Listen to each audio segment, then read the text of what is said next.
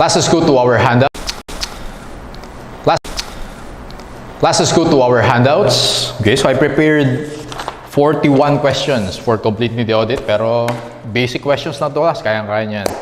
Okay, let's go to number 1. Subsequent events refer to, or letter A, significant events that occur between the balance sheet date and the date of the auditor's report, which have been discovered by the auditor during the same period. Letter B, significant events that occur between the balance sheet date and date of auditor's report, irrespective of the date they have been discovered by the auditor. Actually, boy yung tama dito. Ito yung definition in the PSA. So again, pag sabi mo subsequent events, nangyari siya between December 31, date of financial statement date or balance sheet date, and date of auditor's report. Nakalagay dyan, irrespective of the date they have been discovered. Kahit dito mo siya na-discover, or dito mo siya na-discover, okay, beyond April 1, subsequent event pa rin yun. Okay? Pero dapat nangyari siya between dito. Yung date of discovery, kahit kailan pwede. Letter boy yung sagot natin dyan. Okay? Tingnan natin yung C. Significant events that occur between the balance sheet and date of FS have been released to the client. No? All significant events that occur after the balance sheet date. So boy yung definition in the PSA. Number 2, which of the following best describes the date of the FS or the balance sheet date, December 31? A, the date on which those with a recognized authority assert that they have prepared the entity's complete set of FS, including the related notes, and that they have taken responsibility for them. Sulat mo class for letter A, date of approval. Letter B, the date of the auditor's report and audited FS are made available to third parties. Lagay mo dyan, date of issuance. Letter C is the answer. Date of FS is the date of the end of the latest period covered by the FS, which is normally the date of the most recent balance sheet date. Kaya siya tinawag ng balance sheet date din. In our case, December 31. Letter C. Now, yung dog naman, the date on which the auditor has obtained sufficient appropriate evidence on which to base the opinion, date of auditor's report naman yung class. Okay? So, C yung final answer. Number 3, when completing the audit, the auditor performs procedures designed to identify subsequent events that may require adjustment or disclosure accordingly. Okay, yung first one, those that provide evidence about conditions that existed at period end. Okay, existing na yung conditions sa balance sheet date, kailangan ng adjustment yan. Okay? Indicative of conditions that arose subsequent to period end. For example, issuance of shares or catastrophe. Ayan, disclosure lang yan. Boy for number 3. Boy. Number 4, which of the following is not among the characteristics of the procedures performed in completing the audit? A, they are optional. Mali na agad. Required yan. Okay? Lahat ng procedures na yan, yung 9 procedures, required yan. So A na yung sagot natin. B, they involve many subjective judgments. Yes. Kaya ang involved dito, senior associates and managers. They're performed after the balance sheet date. Yes. March to April. Usually performed by audit managers and senior members. Yes. A is not among the characteristics. So A for number 4. Number 5, a type 1 subsequent event. Ano yung type 1? Adjusting event. Involves subsequent information about a condition that existed at the balance sheet date. Subsequent knowledge would cause the entity to adjust its alin daw dito yung type 1? A, sale of an issue of new stock. That's type 2. Disclose lang yan. B, settlement of damage lawsuit for a customer's inquiry sustained Feb 15. Nangyari yung lawsuit or yung injury, customer's injury sustained in Feb 15 pa, hindi December 31. So, disclosure lang yung B.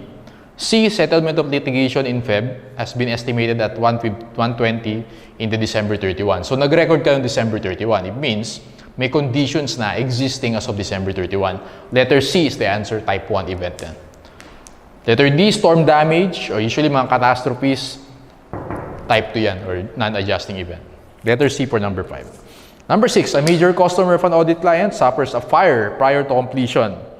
The auditor believes that this event could have a significant direct effect on the FS. Okay. The auditor should. Catastrophes, nangyari after the balance sheet date, disclose lang yan. Okay? Letter A yung sagot natin, class. Advise management to disclose. Hindi ikaw yung magdi-disclose. Sasabihan lang natin si management. Okay? Kaya mali yung boy. Boy kasi disclose the event, hindi tayo magdi-disclose. No? Si management dapat. So, letter A yan. Okay? Number 7, which of the following least likely to result in an adjustment? So, alin daw dito yung disclosure lang? A. Culminating of events affecting the realization of A are owned as of the balance sheet date, yes. B. Culmination of events affecting the realization of inventories owned as of the balance sheet date. Material changes in the settlement of liabilities are estimated at the balance sheet date, yes. Material changes in the quoted market prices. Ayun.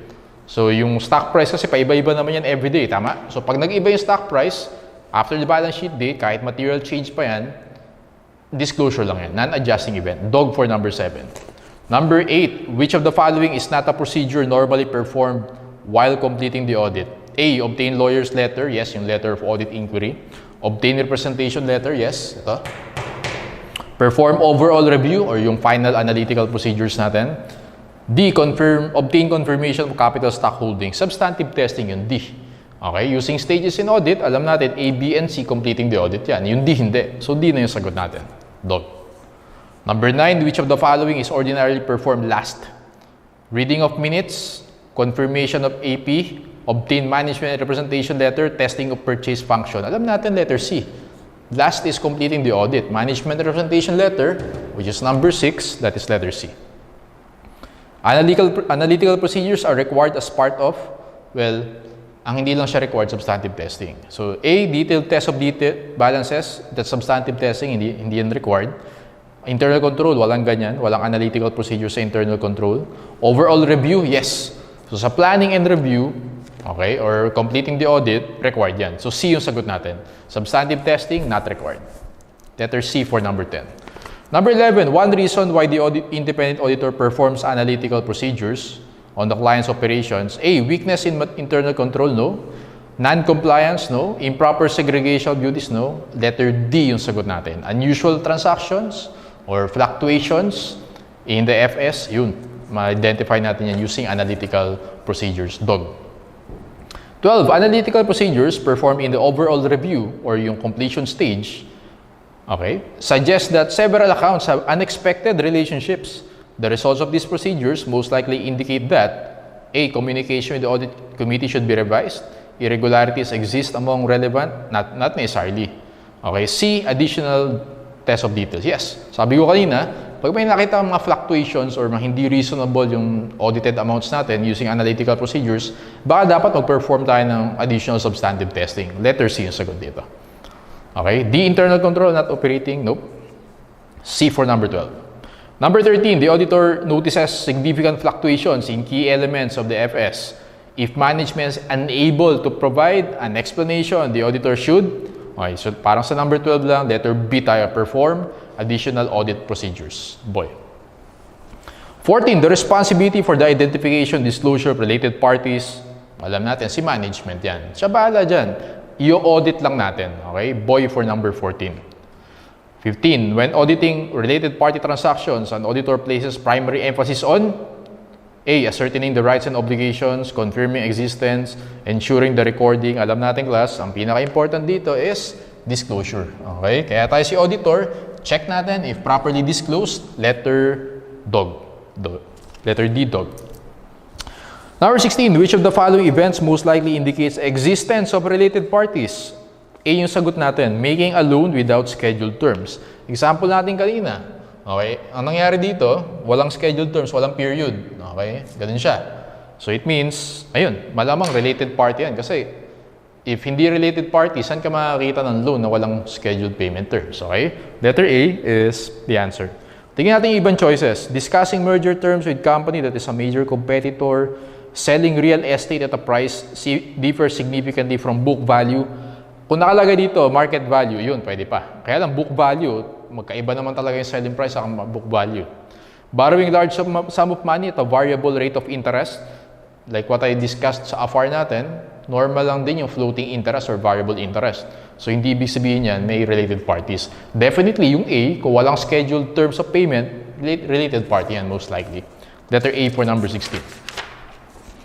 17. After determining that the related party transaction has in fact occurred, the auditor should, ano gagawin ni auditor? Obtain understanding of the related party transaction. Letter A. Obtain an understanding of the business purpose.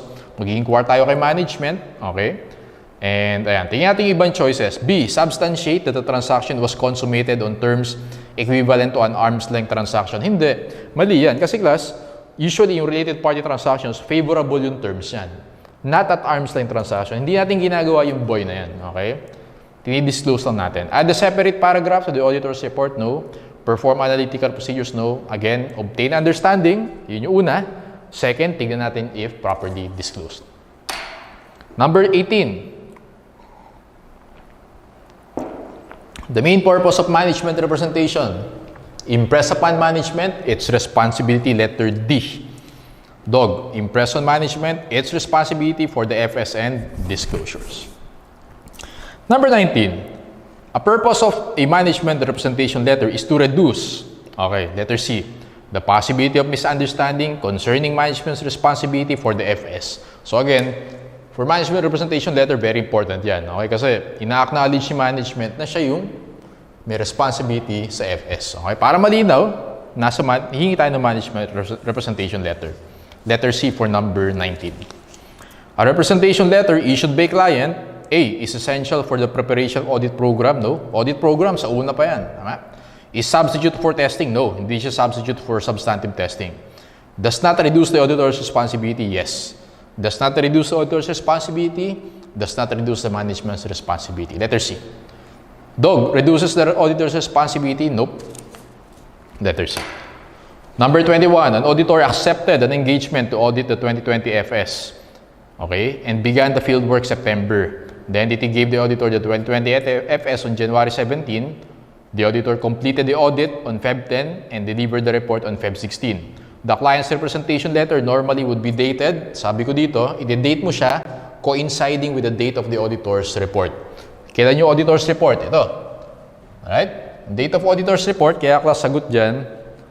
Actually, yung date of auditor's report, yan din yung last day of fieldwork. Tanda mo yan, ha?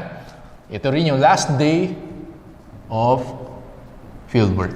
Okay? Yung last day mo kay client, yun yung date of auditor's report. So, up to that point, dun lang responsible si auditor. In this case, it's letter C, Feb 10. Okay? The auditor completed the audit on Feb 10. Yun yung auditor's report. Right? Yun din yung date of management representation letter. C. Number 22, when considering the use of management representation written representations as audit evidence about the completeness assertion, the auditor should understand that such representations, A, constitute sufficient appropriate evidence, hindi yan evidence, no?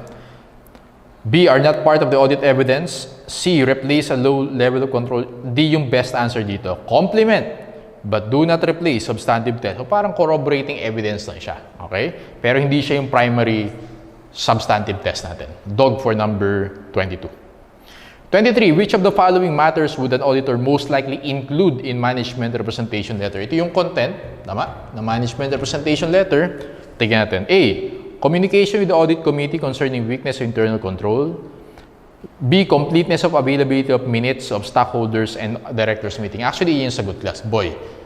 Availability of all financial records or evidence. And evidence din yung minutes of stockholders and directors meeting. Siyempre, yun yung recording kung ano yung pinag-usapan. Important meetings yan. Tama? Source of evidence din yun. Boy yan. Okay? Completeness. So, ibig sabihin, si management, binigay niya lahat ng evidence kay auditor. C. Plans to acquire or merge management responsibility on detection of fraud. Hindi yun. Responsibility on FS and internal control. Yung fraud, hindi. Boy for number 23. 24. Which of the following best describes the auditor's responsibility concerning the appropriateness of going concern assumption? Ito. A. The auditor's responsibility is to make a specific assessment. Hindi. Si management yun.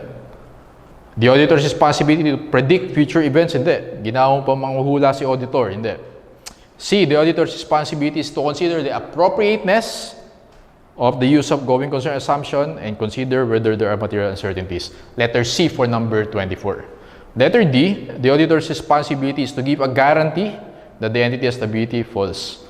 Again, si management yung mag-a-assess and magdi-disclose, i-evaluate ni auditor yung appropriateness of the use of the going concern. Letter C. Number 25, when the auditor concludes that there is a substantial doubt, parang si Pal, okay? I-raise ko pala dito. Si Pal, may substantial doubt. Yan nga disclaimer of opinion yung binigay ni SGV. To continue sa going concern, the auditor's responsibility is to, okay, Letter A muna tayo. Consider the adequacy of disclosures about the client's possible inability to continue as a going concern. Pag may substantial doubt,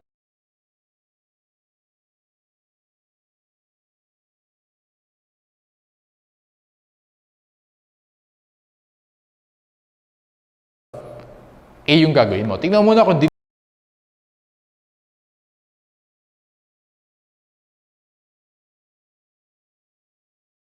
disclose ni management yon. Ano yung nasa disclosure ni management? Dapat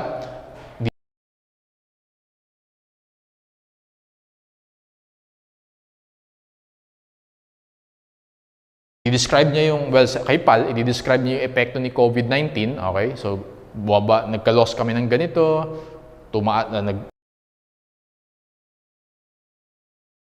nag-lay off kami ng ganitong employees, and then ito yung mga mitigating factors namin. Dapat i-disclose ni management yon. Okay? Kaya letter A yung sagot natin.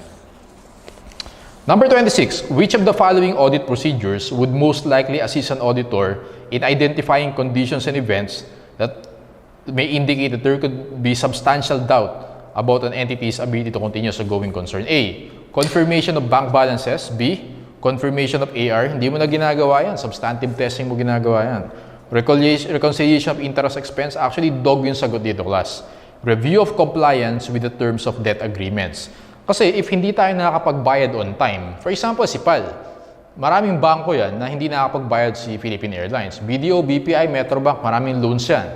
So tingnan natin yung kung nakakapag-comply ba si PAL dun sa debt agreements. If hindi, ibig sabihin may problem siya sa going concern. May going concern issue siya, okay? That's why letter D yung sagot natin, or dog. Number 27, which of the following most likely would assist an auditor in identifying conditions and events that may indicate substantial doubt? A, inspecting title documents to verify whether any assets are pledged. Well, typical naman yung pledging na yan, di ba? Or collateral, pag nagbabaro ka sa bank, usually may pledge. So, hindi yan. Boy yung sagot dito, class. Confirming with third parties the details of arrangements to maintain financial support. For example, sa illustration natin, dito si PNB nagpa-loan kay PAL, okay? May financial support si PAL from PNB kasi kailangan ng capital ni PAL kasi nalulugi siya, tama? So in this case, yun, yung confirming with third parties, in this case sa PNB, ko-confirm natin kung talagang may financial support siya kay PAL. Okay? In that case, if meron, well, baka may going concern issue. That's why boy yung sagot natin. C, reconciling cash balance with a cut-off bank statement, comparing the entity's depreciation, plus yung A, C, and D, lahat yan, substantive testing, di ba? So, hindi yan sagot natin. Boy tayo sa 27. Now, ito yung mga events and conditions, yung pandemic. Ano ngayon yung mitigating factors? Okay? Well, kanina, in-explain ko, may recovery plan si PAL.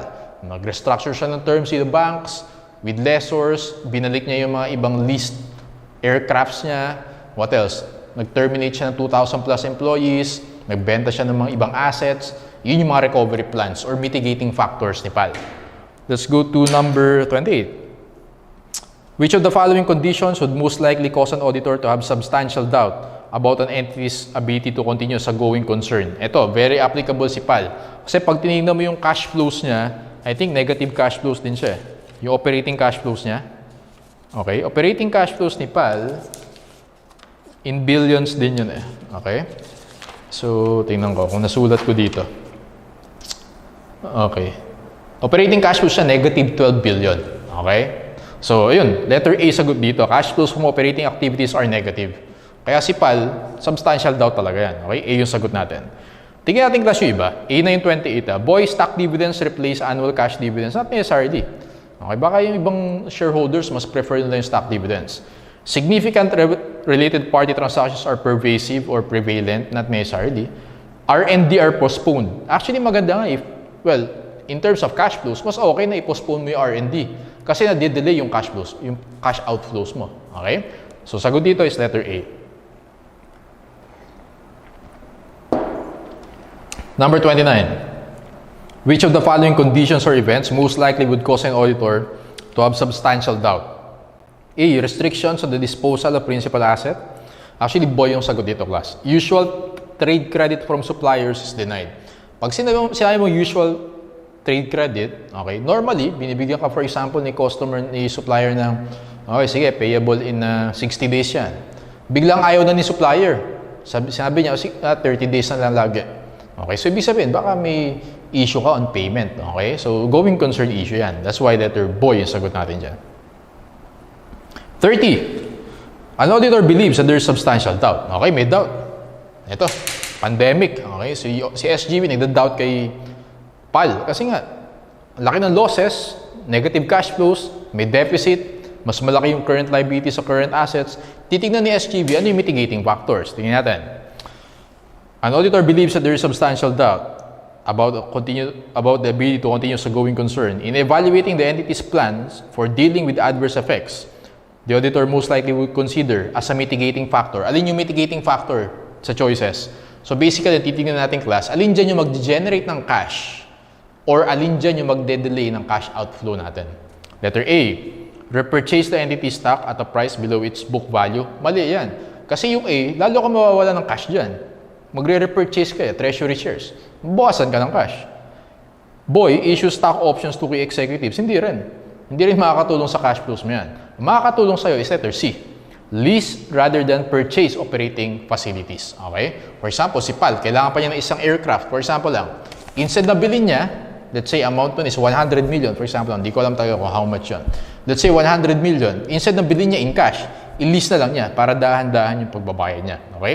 Na-delay niya yung cash outflows. Therefore, that's a mitigating factor. Letter C. Letter D, accelerate the due date of an existing mortgage. Ibig sabihin, babayaran mo yung existing loan mo. Hindi. Kasi cash outflow yun. Letter C tayo. Okay?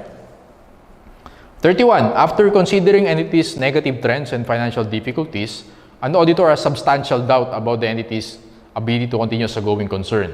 The auditor's considerations relating to management's plan for dealing with adverse effects would include alin dito yung mitigating factor. A. Increase current dividend distributions. Hindi. Pag tinaasan mo yung dividend distributions, lalong babawasan yung cash mo. So again, titignan natin, either increase in cash or delay in cash outflows. Boy, reduce existing credit lines. Letter C yung sagot. Increase ownership equity. Ano ibig sabihin nun? Mag-i-issue ka ng additional shares. Tama? Magkakaroon ka ng cash. Letter C yung sagot natin. Purchase assets formerly leased, bibilin mo, cash outflow yan. Letter C. 32. Ex-CPA believes there is substantial doubt. Okay? In evaluating the company's plan, alin daw dito yung mitigating factor? A. Discuss with lenders the terms of all debt and loan agreements. Actually, pwede. No? Pwede. Discuss mo with lenders. B. Strengthen internal controls. Nope. C. Purchase production facilities. Nope. Postpone expenditures for R&D. Actually, yung pimimilihan mo lang dito is either A or dog. Okay? Best answer dito is dog. Kasi immediate yung impact niyan. Okay? Pag pinaspone mo yung R&D, automatic, madedelay yung gastos mo. Yung cash outflows mo. That's why best answer for 32 is dog. 33. The adverse effects of events causing an auditor to believe there is substantial doubt.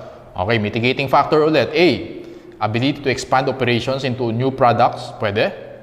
B. Feasibility of plans to purchase na naman. Hindi. Kasi pag purchase, mababawasan yung cash mo. Letter C yan actually. Marketability of assets that management plans to sell. Parang si PAL. May mga assets yan. Okay? May mga PPE yan na binenta. Okay? Actually, may mga properties yan na binenta. Mga lupa. Okay? Because, syempre, kailangan niya ng additional cash. Yun. Another mitigating factor ni PAL yan. Letter C yung sagot natin. Marketability of assets that management plans to sell. Ibig sabihin, more liquid, mas madaling maibenta. Unlike yung A, maganda rin yung A kasi mag-expand ka sa product line. Pero right now, ang tanong dito is, which is better, A or C? Better yung C kasi immediate impact yan. Pag nagbenta ka, may cash ka agad. Okay? Letter C. Number 34, which of the following procedures would an auditor most likely perform to obtain evidence about subsequent events? A. Recomputing a sample large peso transactions? Hindi. Substantive testing yan. B. Investigating changes? Hindi.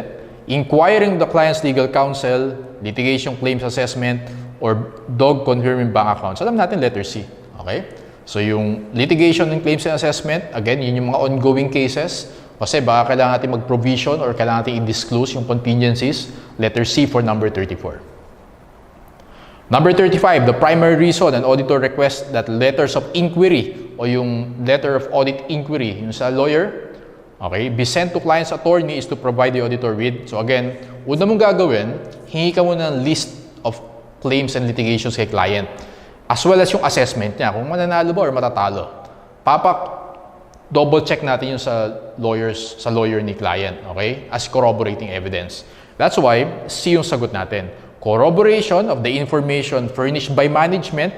Si management yung nag-provide sa atin, siya yung nag-furnish. Double check lang natin sa lawyer as corroborating information or corroborating evidence. Letter C. Number 36, letter of audit inquiry should be, again, ang prepared niyan si management. Bibigay kay auditor, i-audit ni auditor, i-send niya kay lawyer, si lawyer isi-send back kay auditor. Letter B, prepared by management and sent by auditor. Parang confirmation letter. 37, auditors often request that the auditor client send letter of inquiry to those attorneys who have been consulted. The primary reason, again, naka-explain ko lang, letter DOG, corroborative audit evidence. 38, the refusal of client's lawyer to provide representation. Binigyan mo ng letter si lawyer, ayaw sumagot. Okay, na-receive niya, ayaw sumagot. A, proper grounds to withdraw from engagement. Sobra ka naman. Nasa completing the audit ka na, magwi-withdraw ka pa. Okay? B, insufficient reason to modify the report. Actually, sagot dito is letter C. Scope limitation yan. Okay? Next meeting, aralin natin yung scope limitation, but basically, maapektuhan yan yung opinion na ibibigay mo on the FS. Okay? Letter C. 38C. 39. After issuing a report, okay? Auditor's report. Yung date of auditor's report is April 1. After issuing a report, an auditor has no obligation. Yun yung general rule natin. Wala ka na obligation after date of auditor's report to make inquiries or perform procedures, except or unless, ito yung exception to the rule, letter A.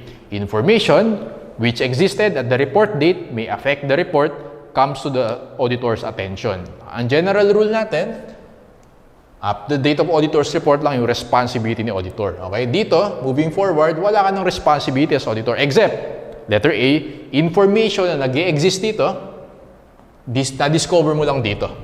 Pero existing na siya dito. Yun yung exception to the rule. Responsible ka pa rin doon. Okay? Letter A yung sagot natin.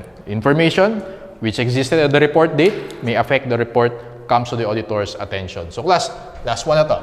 Yung 40 and 41, tingnan natin. Yung nangyari dito, class. Tingnan natin, ha? Last one na to. Okay. An auditor concludes that a substantive auditing procedure considered necessary during the prior period's audit was omitted. Okay? May na-omit ka na substantive testing, hindi mo na-perform. Which of the following factors would most likely cause the auditor to apply the omitted procedure? For example, nandito na tayo. Okay? Nandito na. Tapos, yung substantive testing, dito na nangyari. Okay?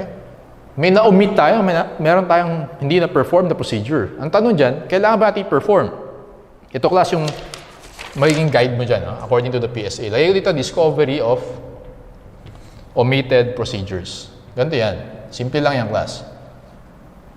Okay? So, last na to. Question number 1. Si auditor, ganito gagawin ni auditor. Okay? Question number 1. Ito yung unang question. Did it affect the opinion? May epekto ba yan sa opinion natin? Okay? If yes or no. Pag no further action. Pwede natin hindi gawin yung omitted procedure na yan. Okay? Bigyan natin example. For example, class, inventory. Okay?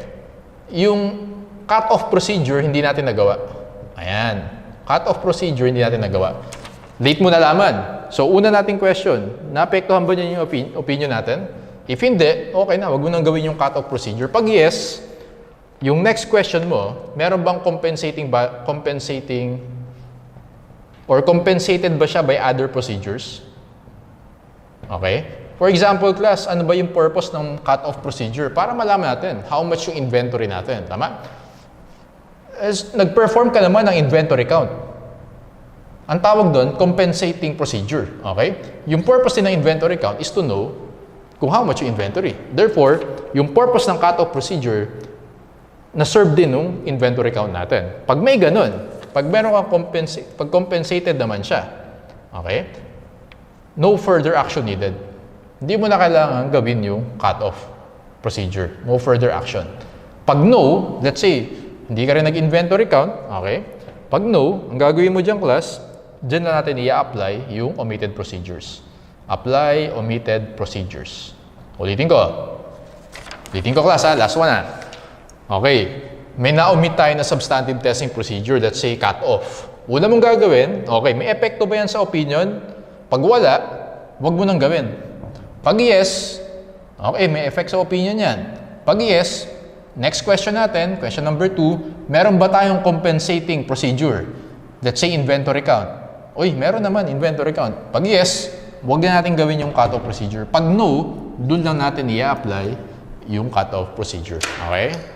Tingnan natin yung 40. An auditor concludes that a substantive testing procedure necessary was omitted. Yung cut-off procedure natin. Which of the following factors would most likely cause the auditor to apply the omitted procedure? Boy, the omission of the procedure impairs the present ability to support the opinion. Pag may epekto sa opinion, i-consider mo yan. Okay? Boy. And number 41, last one. An auditor is considering whether the omission of substantive testing procedure considered necessary. Okay? At the time of the audit, may impair the auditor's ability to support the opinion. The auditor need not apply the omitted procedure if, hindi mo na kailangan if, letter C, results of other procedures that were applied tend to compensate. In this case, hindi mo nagawa yung cut-off procedure, pero nagawa mo naman yung inventory count. Same sila ng purpose. Okay? Since same sila ng purpose, letter C tayo. Hindi mo na kailangan gawin because results of other procedures that were applied tend to compensate for the procedure omitted. Letter C for number 41. Okay? So yes, so that's the end of our discussion for completing the audit. See you next meeting.